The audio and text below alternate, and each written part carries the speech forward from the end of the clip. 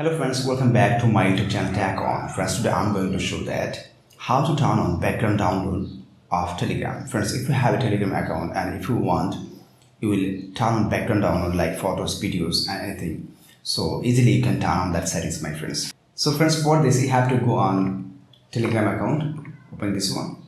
Then you have to tap on here, until you put a straight line at the top left corner.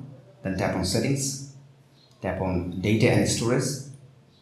And see my friends, you will find here automatic media download, but it is already expanded. But if you use the iPhone, it will be fine here. It doesn't sign, you have to expand that one. Now my friends, simply have to turn on this one when using mobile data, when you connect it to Wi-Fi, and also this one when roaming, right? And see where it will be set to gallery, groups and channels, right? The private chats, groups, channels for this, and it will be set on the gallery. So friends, like this, if you want easily, you can turn on background download on Telegram. Friends, to turn on background download on Telegram, if you face any problem, feel free to ask me in the comment box. I'll try to give answers as soon as possible.